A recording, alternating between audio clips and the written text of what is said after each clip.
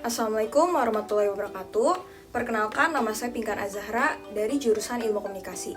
Saya di sini akan menjawab tugas UAS mata kuliah Pengantar Ilmu Komunikasi dengan dosen pengampu Pamedia Sucahya MSI. Soal UAS yang pertama yaitu jelaskan dua model komunikasi. Anda bebas menjelaskan model komunikasi apa saja. Jadi jawaban saya di sini, yang pertama saya akan menjelaskan model Lasswell.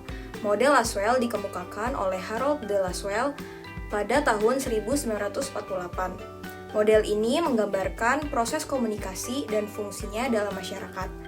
Menurut Harold de Lasswell, ada 3 fungsi komunikasi atau media massa, yaitu yang pertama, pengawasan, surveillance, yaitu fungsi yang dilaksanakan oleh pemimpin politik dan diplomat. Yang kedua, ada korelasi atau correlation, fungsi mengumpulkan respons atas informasi baru, diemban oleh pendidik, penceramah, dan jurnalis. Yang ketiga, transmisi warisan sosial atau transmission of social heritage. Transmisi warisan sosial dilaksanakan oleh anggota keluarga dan pendidik sosial. Model Lasswell merupakan salah satu model komunikasi yang paling populer. Model ini mampu menggambarkan unsur-unsur komunikasi yang harus ada dalam proses komunikasi massa. Berikut ini adalah contoh model Lasswell.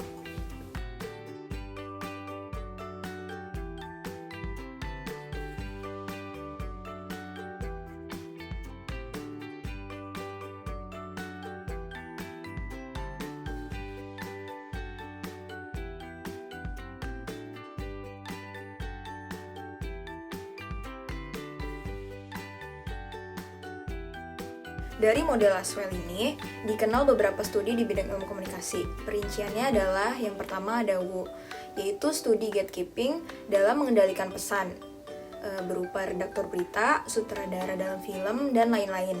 Yang kedua ada SEISWAT, yaitu studi isi dan desain pesan yang berupa berita, iklan, film, animasi, dan lain-lain. Yang ketiga ada TUWUM, yaitu studi halayak, misalnya sikap pemilih dalam pemilu.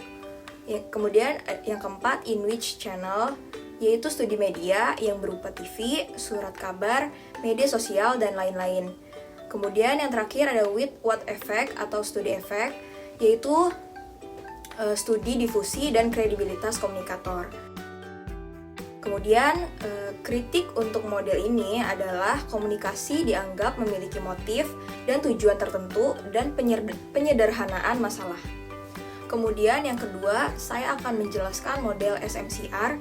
Model ini dikenalkan oleh David Caberlo pada tahun 1960. SMCR adalah kepanjangan dari S source, M message, C channel, dan R receiver. Model ini dapat menjelaskan bahwa sumber pesan harus mempunyai skill, komunikasi, sikap, pengetahuan, sistem sosial, dan lingkungan budaya komunikator dan komunikannya. Untuk lebih jelasnya dapat dilihat pada gambar berikut. Dalam model komunikasi Berlo, channel yang digunakan bisa disesuaikan dengan kelima panca indera manusia, yaitu yang pertama ada pendengaran atau hearing, yaitu menggunakan indera pendengaran untuk menerima pesan, contohnya mendengarkan berita melalui radio atau berkomunikasi melalui lisan. Yang kedua, penglihatan atau seeing, yaitu menggunakan indera penglihatan untuk menerima pesan. Contohnya, melihat suatu informasi pada poster atau membaca buku. Yang ketiga, ada sentuhan atau touching, yaitu menggunakan indera peraba dalam menerima pesan. Contohnya, orang yang membaik kepala kita atau rambut menunjukkan bahwa orang itu memberikan perhatian atau kasih sayang kepada kita. Kemudian yang keempat, ada penciuman atau smelling, yaitu menggunakan indera penciuman untuk menerima pesan. Contohnya seperti kita mengetahui suatu makanan yang telah matang atau siap saji melalui aromanya. Kemudian yang terakhir ada pengecapan atau tasting, yaitu menggunakan indera pengecapan untuk menerima pesan. Contohnya seperti kita mengetahui suatu minuman rasanya manis setelah kita rasakan melalui indera pengecapan. Ada perbedaan mendasar antara konsep receiver dalam model Shannon-Weaver dengan receiver dalam model Berlo ini. Receiver dalam model Berlo identik dengan penerima pesan atau orang, baik itu audiens, pembaca, maupun pendengar. Sedangkan receiver dalam model Shannon-Weaver lebih dekat dengan konsep decoder Scrum, yang menyebut decoder adalah mekanisme pendengaran atau bukan orang, perangkat penerima pesan atau telepon radio televisi, HP yang menyampaikan pesan kepada sasaran atau destination. Kritik untuk model ini adalah tidak mencantumkan umpan balik dan menganggap komunikasi sebagai proses statis. Meski demikian, model ini tidak terbatas untuk diterapkan pada komunikasi publik dan komunikasi massa, namun juga dapat diterapkan ke dalam komunikasi antar pribadi dan komunikasi tertulis lainnya. Kemudian pertanyaan kedua yaitu fungsi komunikasi ada 4. Jelaskan salah satu fungsi saja. Di sini saya akan menjawab pertanyaan tersebut. Fungsi komunikasi itu ada 4, diantaranya adalah yang pertama itu ada komunikasi sosial, yang kedua ada komunikasi ekspresif, yang ketiga ada komunikasi ritual, dan yang keempat ada komunikasi instrumental. Di sini saya akan menjelaskan komunikasi ritual. Komunikasi juga dipandang mempunyai fungsi ritual yang biasanya dilakukan secara kolektif.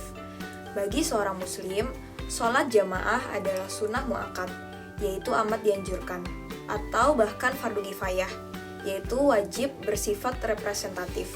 Belum lagi ibadah hasil asimilasi budaya, seperti yasinan, tahlilan, manakiban, simaan Al-Quran, mujahadah, dan lain sebagainya. Juga menjadi fungsi komunikasi manusia. Contoh lain adalah satu kiblat, yaitu Ka'bah di Mekah Al-Mukarramah sebagai satu-satunya arah yang digunakan kaum muslim untuk menghadap Allah Subhanahu wa taala. Meski dari arah yang berbeda pada setiap negara. Kesatuan kiblat itu melambangkan persatuan umat Islam dalam beribadah, meski berbeda budaya, suku, dan bangsa. Para antropolog menyebut ritual of passage untuk rutinitas budaya agama yang biasanya terjadi di Jawa, misalnya untuk mapati, mitoni, siraman, sungkeman, dan ritus budaya lainnya. Semua itu melambangkan suatu nilai yang terkadang tidak kita ketahui, namun tidak untuk kita salahkan. Hal tersebut adalah sebuah ritual yang dilakukan bertahun-tahun, bahkan berabad-abad oleh berbagai lapisan masyarakat, tanpa ada orang yang melarang dan memberantasnya jika memang hal itu salah dan tidak baik. Komunikasi ritual sering juga bersifat ekspresif, seperti menyatakan perasaan terdalam seseorang. Contohnya, orang menziarahi makam Nabi Muhammad, bahkan menangis di dekatnya untuk menunjukkan kecintaannya kepadanya. Contoh lain, para siswa yang menjadi pasukan pengibar bendera pusaka atau paskibraka mencium bendera merah putih seiring dengan berlinang air mata dalam pelantikan mereka untuk menunjukkan rasa cinta mereka kepada nusa dan bangsa, terlepas dari apakah kita setuju terhadap perilaku mereka atau tidak. Kegiatan ritual memungkinkan para pesertanya berbagi komitmen emosional dan menjadi perekat bagi kepaduan mereka. Juga sebagai pengabdian kepada kelompok. Ritual menciptakan perasaan tertib, a sense of order, dalam dunia yang tanpanya kacau balau. Kemudian, ritual juga memberikan rasa nyaman akan keteramalan, a sense of predictability. Bila ritual tidak dilakukan, orang menjadi bingung.